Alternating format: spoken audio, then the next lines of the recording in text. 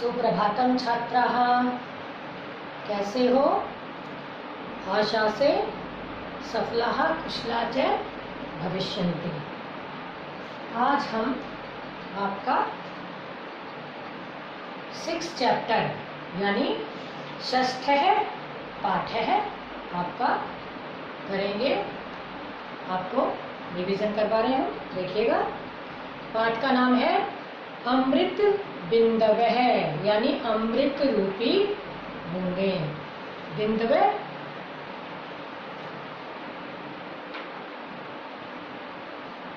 तो सबसे पहले देखिए सप्तमी कक्षा और ये इसका चैप्टर का नाम है अमृत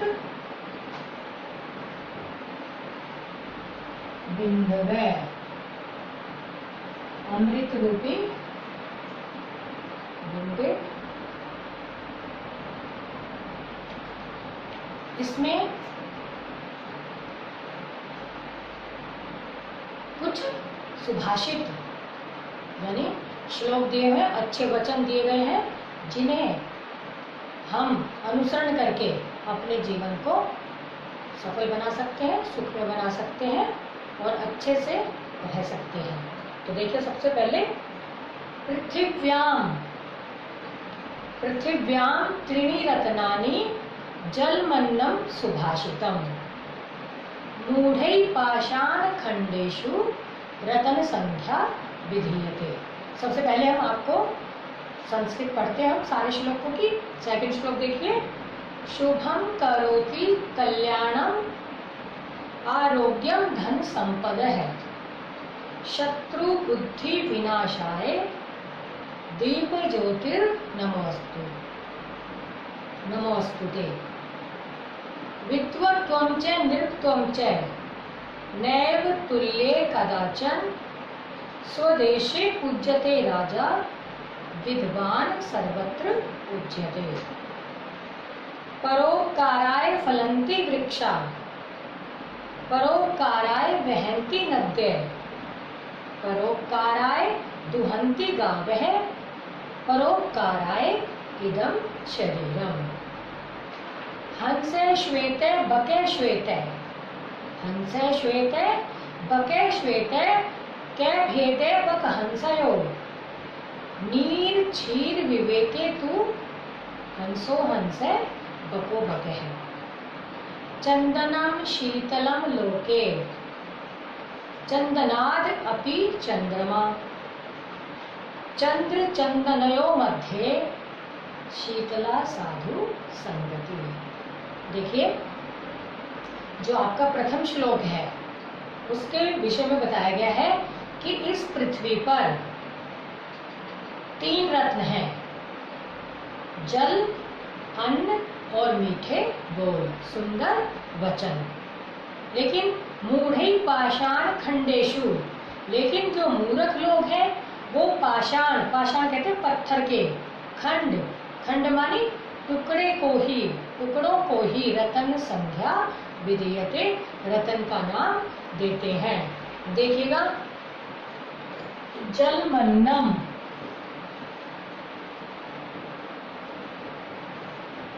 इसके हम संधि छेद करेंगे।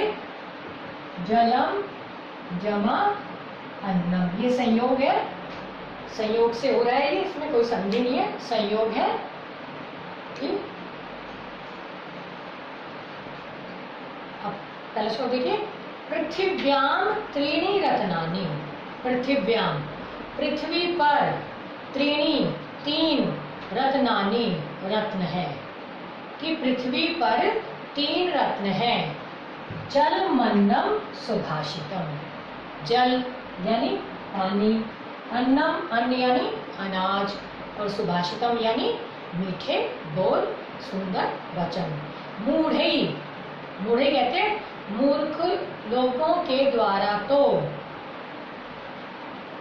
मूढ़ै पाषाण खंडेषु, पाषाण पत्थर, खंडे टुकड़े, पत्थर के टुकड़ों को ही रत्नानि रतन की संख्या विधीयते, रतन की संख्या देते हैं अर्थात रतन का नाम देते हैं। आप लोगों को पता है कि इस संसार में जीने के लिए क्या क्या चाहिए? जल, अनाज और व्यवहार जो अच्छी बातों से, सुंदर बातों से होता है। एक दूसरे से जब हम बातचीत करते हैं तो मधुर बोलते हैं, मीठा बोलते हैं। कोई कड़वा बोलता है तो क्या हमारे पास आता है? नहीं आता। तो क्या है, इस जीवन में 3 चीजों का महत्व है, जल, अन्न और मीठे बोल, जिनके बिना रहा नहीं जा सकता। लेकिन जो मूर्ख लोग हैं, जो अज्ञानी लोग हैं, जिन्हें ज्ञान नहीं है, वो पत्थर के टुकड़ों को, पत्थर क्या है देखो, सोना है, चांदी है, टुकड़ा ही है एक, सोना, चांदी या हीरे, कोई भी ले लो। किसी को इसके विषय में पता है, जानकार है, तो इसे बता सकता है कि यह हीरा है, यह चांदी है, यह सोना है। तो वो तो इन जो पत्थर के टुकड़े हैं इनको ही रत्न की संज्ञा देते हैं। लेकिन जो बुद्धिमान लोग हैं उनको ये पता है कि इन तीनों के चीजों के बिना जिया नहीं जा सकता, इसलिए ये ही इस संसार में रत्न हैं। लेकिन जो अज्ञानी लोग हैं, मूर्ख लोग हैं, वो इन पत्थर के टुकड़ों को या तो सोने, चांदी, हीरो को ही रत्न की संख्या देते हैं। आगे समझे कि पृथ्वी पर 3 रत्न हैं, जल, अन्न और मीठे बोल। लेकिन मूर्ख लोग तो पत्थर के टुकड़ों को ही रत्न का नाम देते हैं, अर्थात रत्न की संख्या देते हैं। सेकंड देखिए, शुभम करोति कल्याणम आरोग्यम धन संपदः शत्रु बुद्धि विनाशाय दीप ज्योतिर्नमोस्तुते। कि जो दीपक है उसका जो प्रकाश है, दीपक है, शुभम करोति कल्याणम, शुभ करता है यानी अच्छा करता है, कल्याणम कल्याण करता है, आरोग्यम आरोग्य देता है, स्वास्थ्य प्रदान करता है, निरोग करता है, धन संपदा है, धन और संपत्ति देता है, शत्रु बुद्धि विनाशाय, शत्रुओं की बुद्धि के विनाश के लिए, दीप ज्योतिर नमोस्तुते, हे दीपक की ज्योति, नमोस्तुते तुम्हें हमारा नमस्कार। देखिए, जब हम शाम को लाइट्स ऑन करते हैं, दीपक जलाते हैं, तो ये आप श्लोक जरूर याद कीजिएगा, क्योंकि शुभम करोति कल्याणम आरोग्यम धन संपदः शत्रु बुद्धि विनाशाय दीप ज्योतिर नमोस्तुते। आपको एक कंठस्थ श्लोक भी याद करना पड़ेगा। एक कंठस्थ श्लोक जो आपके अब असाइनमेंट में या वैसे जो आपके मिड टर्म्स पेपर होंगे या बड़े जो पेपर होंगे उसमें आपको एक कंठस्थ श्लोक भी लिखना होगा। तो जो आसान लगता है आपको वो कीजिएगा। तो जो दीपक का प्रकाश है, जो दीपक है, वो क्या करता है? शुभ माने कल्याण होता है, वैसे तो शुभ करता है, अच्छा करता है। कल्याणम करोति कल्याण करता है। आरोग्य माने जो निरोग काया है वो प्रदान करता है, आरोग्यम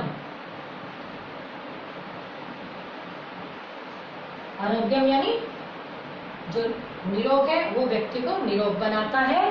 सुख धन संपदा, धन और संपत्ति प्रदान करता है। शत्रु बुद्धि विनाशाय, शत्रु हमारे विषय में सोचता है, जो बुद्धि रखता है हमारे विनाश की, उसको वो समाप्त करता है। ऐसे दीपक के प्रकाश को, हे दीप ज्योतिर तुम्हें हमारा नमस्कार। तो आप ये श्लोक याद कर सकते हैं कि शुभम करोति कल्याणम आरोग्यम धन संपदः शत्रु बुद्धि विनाशाय दीप ज्योतिर नमोस्तुते। तृतीय श्लोक देखिए, विद्वत्वं नृत्वं च, विद्वत्वं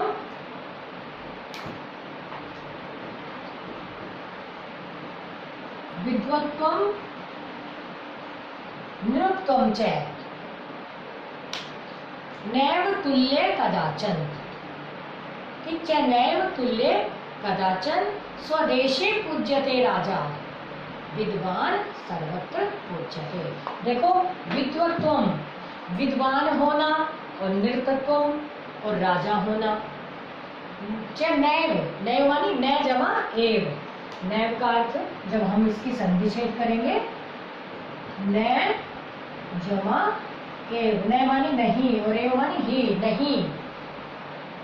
कदाचन कभी भी, कि कभी भी, तुल्य, तुल्य मानी एक समान नहीं होते, कि विद्वान होना और राजा होना कभी भी एक समान नहीं होता, क्योंकि स्वदेशी पूज्यते राजा, स्वदेशे,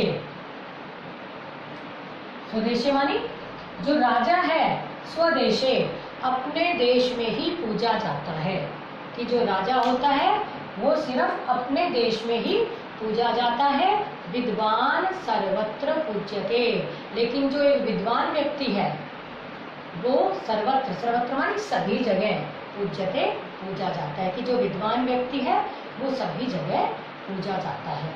आप लोगों को पता है कि जो विद्वान होता है वो सभी जगह, देखो, विद्या विदेश गमने बंधु, विद्या विदेश गमने बंधु, बंधु की विद्या विदेश जाने पर भाई बंधु होती है। देखिए, हम कोई विदेश में जाता है, उसका कोई वहाँ जानकार नहीं होता, ना कोई उस किसी को जानता है ना पहचानता है, लेकिन जो उसकी विद्वता है, जो उसका ज्ञान है, विद्या यानी ज्ञान, जो उसके अंदर ज्ञान है, जो उसकी विद्वता है, वो वहाँ के लोगों को अपनी ओर आकर्षित करती है और वो सभी उसे जानने लग जाते हैं। तो विद्वान को कहीं भी, ऐसा नहीं अपने देश में ही पूजा जाता है, वो कहीं भी चला जाए, किसी दूसरे देश में चला जाए या किसी अन्यत्र कहीं भी चला जाए, वो सभी जगह पूजा जाता है। ठीक है, कि विद्या नाम नरस्य रूपम धिकम प्रच्छन्न गुप्तम धनम, विद्या विदेश गमने बंधु विद्या परा देवता, कि विद्या विदेश जाने पर भाई बंधु के समान होती है। मैंने बताया कि हम कहीं भी चले जाएं, कोई भी जो विद्वान व्यक्ति है वो कहीं अन्यत्र चला जाता है तो वहाँ उसे कोई नहीं पहचानता, क्योंकि उसका भाई बंधु वहाँ नहीं होता, लेकिन वो अपने ज्ञान से, अपनी विद्वता से सभी जगह अपना परिचय स्वयं करवा देता है, तो सभी लोग उसे जानने लग जाते हैं, उसकी पूजा करने लग जाते हैं। तो इसका अर्थ है विद्वत्वम नृत्वम च नैव तुल्ये कदाचन, स्वदेशे राजा पूज्यते लेकिन विद्वान सर्वत्र पूज्यते, कि विद्वान होना और राजा होना कभी भी एक समान नहीं होता, क्योंकि राजा तो स्वदेशे पूज्यते, अपने देश में ही पूजा जाता है, लेकिन विद्वान सर्वत्र पूज्यते, विद्वान सभी जगह पूजा जाता है। परोपकाराय फलन्ति वृक्षः, परोपकाराय वहन्ति नद्यः, परोपकाराय दुहन्ति गावः, परोपकाराय इदं शरीरम। परोपकाराय, पर जमा उपकाराय, परोपकाराय, पर जमा उपकाराय यानी परोपकाराय, पर उपकार, पर का अर्थ होता है दूसरों का, उपकार मानी भला करना, दूसरों का भला करना। परोपकाराय फलन्ति वृक्षा, कि जो फल है, वृक्ष है, वृक्ष है जो परोपकाराय फलन्ति, दूसरों के उपकार के लिए ही फलते हैं। आगे समझे कि जो परोपकार दूसरों के,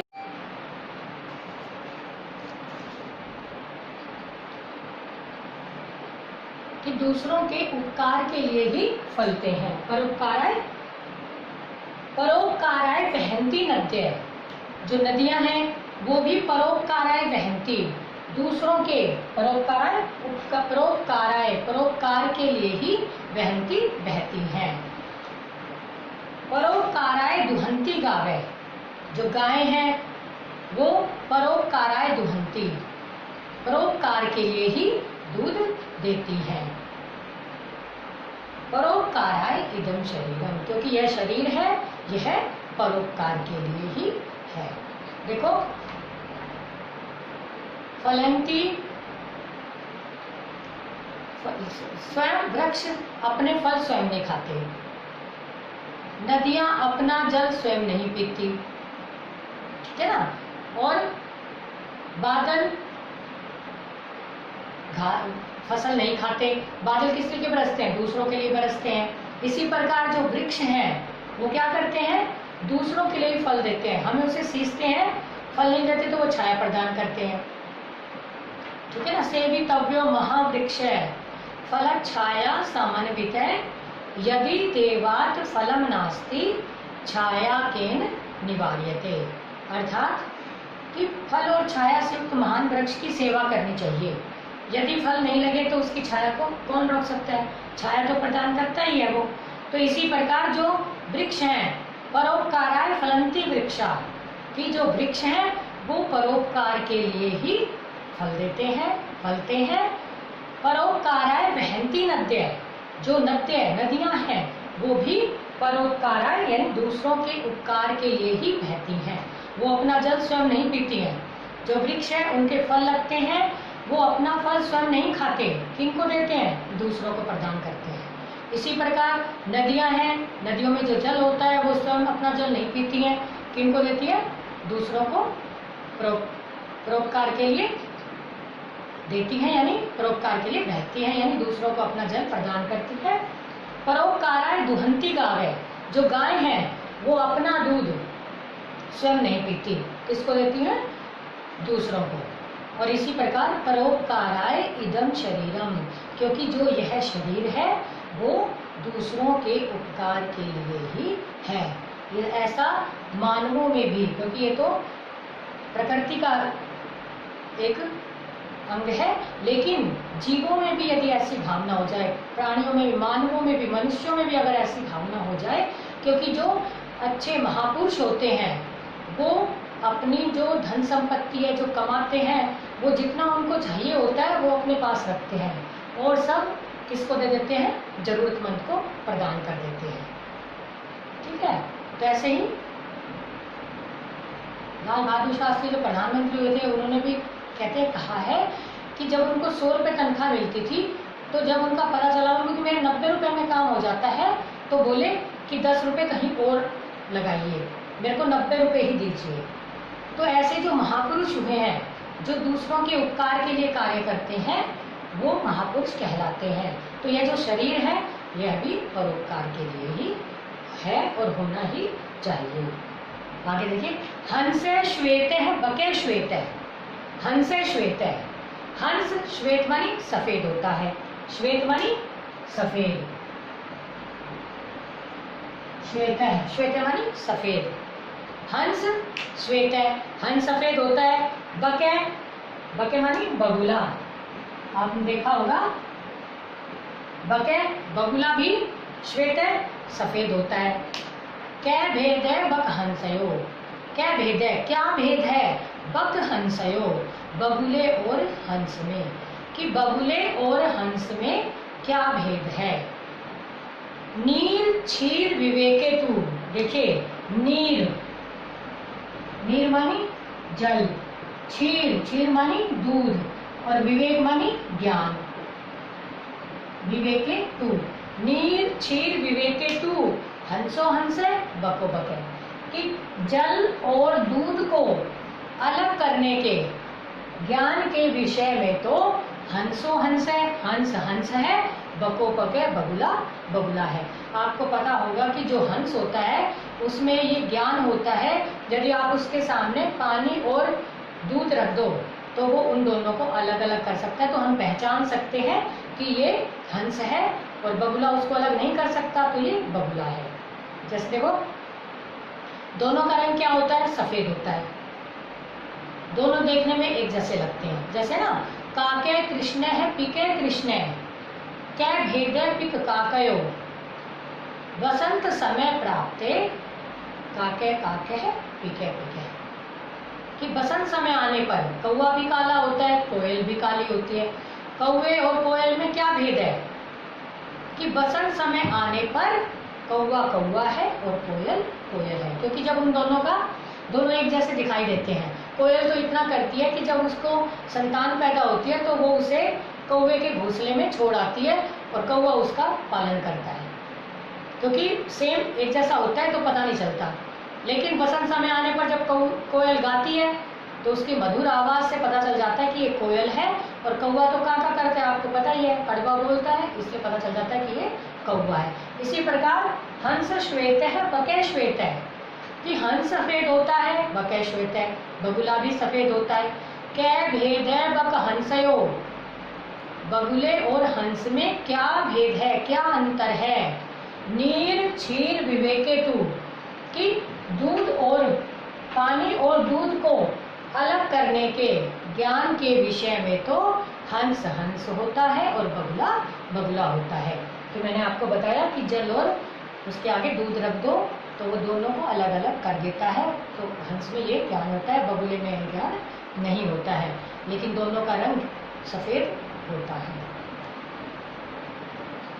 चंदनम शीतलम लोके, चंदनम लोके संसार में, चंदनम शीतलम, चंदन शीतल होता है, ठंडा होता है। आपको पता है ना चंदन क्या होता है, ठंडा होता है। चंदनाद अपि चंद्रमा, लेकिन चंदन से भी चंद्रमा शीतल होता है। चंदनाद अपि चंद्रमा, चंदनाद, चंदनाद अपि, इसको भी हम संधि छेद करेंगे। चंदनाद जमा अपि, जब मिलाएंगे तो चंदनाद पी, तय का दय हो जाएगा, व्यंजन संधि है। चंदनाद अपि चंद्रमा, और चंदन से भी शीतल चंद्रमा होता है। चंदन चंदनयो मध्य, चंद्रमा और चंदन के मध्य मानी बीच में तो शीतला साधु संगति, जो सज्जनों की संगति है, साधुओं की संगति है, वो शीतल होती है, शीतलता प्रदान करती है। क्योंकि देखो चंदन शीतल होता है, आप सबको पता है, चंदन का लेप करते हैं, आपको पता है चंदन शीतल होता है। लेकिन कहते हैं चंद्रमा, इस संसार में चंदन शीतल होता है, लेकिन चंदन से भी शीतल क्या होता है, चंद्रमा होता है। आपको पता है रात शाम को जब चंद्रमा की किरणें खिलती है तो ठंडक सी महसूस होती है ना। तो चंदन से अधिक शीतल चंद्रमा होता है। लेकिन चंद्र चंदनयो मध्य, चंद्रमा और चंदन के मध्य मानी बीच में तो साधु संगति, शीतला साधु संगति, सज्जनों की संगति शीतलता यानी ठंडक प्रदान करती है। देखो जो सज्जनों की संगति में रहता है कि संसर्गो भवति, इस जिसके साथ में हम रहते हैं वैसे ही बन जाते हैं। तो जब सज्जनों की संगति हमें मिलती है तो वो क्या करती है, हमें विनम्रता, देखो विद्या ददाति विनयम, विनयाद याति पात्रताम, पात्रत्वात् धनम आपनोति, धनात् धर्मे ततः सुखम, कि विद्या विनम्रता देती है। इसी प्रकार जो साधु की संगति है, अच्छे लोगों की संगति है, सज्जनों की संगति है, वो हमें क्या करती है, एक शीतलता प्रदान करती है, हमारे क्रोध को शांत करती है और हमें क्या बनाती है, शीतल यानी ठंडा, यानी विनय बनाती, विनम्रता प्रदान करके विनय हमें विनम्र बनाती है। तो इसीलिए कहा गया है कि इस संसार में चंदन शीतल है, लेकिन चंद्रमा से शीतल, चंदन से शीतल अधिक चंद्रमा है, और चंद्रमा और चंदन के बीच में साधुओं की संगति अर्थात सज्जनों की संगति शीतल होती है। अंतिम श्लोक देखिए, परदोषे दीपकः चंद्रः, प्रभाते दीपकः रवि, त्रैलोक्ये दीपकः धर्मः, सुपुत्र कुल दीपकः। प्रदोषे दीपकः चंद्रः, प्रदोष यानी संध्या के समय जो दीपक होता है वो चंद्रमा होता है, कि संध्या के समय चंद्रमा दीपक होता है। आपको पता है ना, संध्या के समय जब चंद्रमा उदय हो जाता है तो वो दीपक का कार्य करता है। प्रभाते दीपकः रवि, सुबह का दीपक क्या होता है, रवि यानी सूर्य होता है। त्रैलोक्य दीपकः धर्मे, तीनों लोक का, जो तीनों लोक है उसका दीपक धर्म होता है। और सुपुत्र है कुल दीपक है, और अच्छा पुत्र, सुपुत्र मानी अच्छा पुत्र कुल का दीपक होता है। कि यदि देखो आपने महाभारत का ज्ञान है ही आपको, कि महाभारत में क्या होता है कि पांडव 5 हैं और कौरव 100, लेकिन 5 पांडवों ने ही धर्म का साथ दे करके इस संसार में अपनी जगह बनाई। और कौरवों का आज नाम कैसे लिया जाता है आपको पता है, अन्याय अधर्म का साथ दिया उन्होंने। इसी प्रकार यदि पुत्र हो, एक हो लेकिन नेक हो, कहा जाता है ना ऐसे, तो इसलिए कहते हैं अच्छा, जो एक अगर पुत्र है और वो अगर अच्छा है, सुपुत्र है, अच्छा है वो, तो पूरे कुल का दीपक होता है, यानी पूरे कुल को रोशन कर देता है। कि एकेन पुत्रेण सौपिति सिंही निर्भयम, कि एक अच्छे पुत्र होने पर भी सिंही, सिंह शेरनी निडर होकर सोती है। वहीं 10 भी सही रास भी भारम बहती, रास वाली गधी, गधी 10 भी सही, 10 पुत्रों के होते हुए भी भारम बहती बोझा ही ढोती है। मान लो किसी के 5 पुत्र हैं और 5 पुत्र निकम्मे हैं, तो उन पुत्रों का क्या, जो कुल को नष्ट कर रहे हैं, कुल का अपमान करवा रहे हैं, ऐसे पुत्रों से क्या काम। लेकिन एक पुत्र है, नेक है, कुल का नाम रोशन कर रहा है, तो कहते हैं वही अच्छा होता है, वही कुल का दीपक होता है।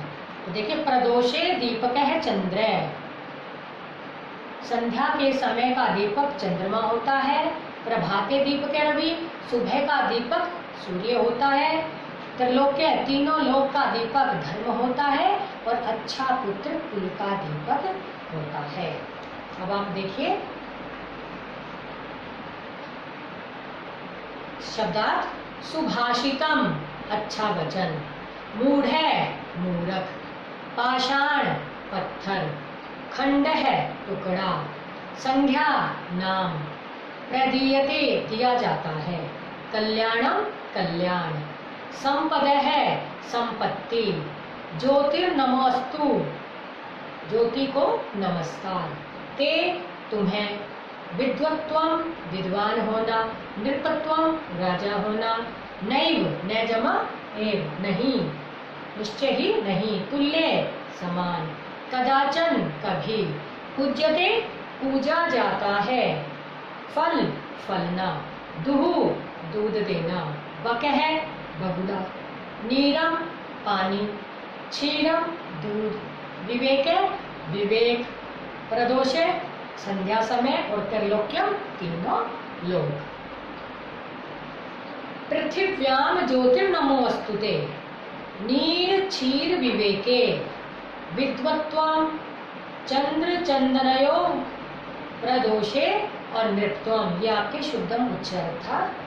अब देखिए, आप पहले थर्ड क्वेश्चन देखेंगे। पृथिव्याम कति रत्नानि, कि पृथ्वी पर कति रत्नानि कितने रत्न हैं, कितने हैं, त्रीणि 3।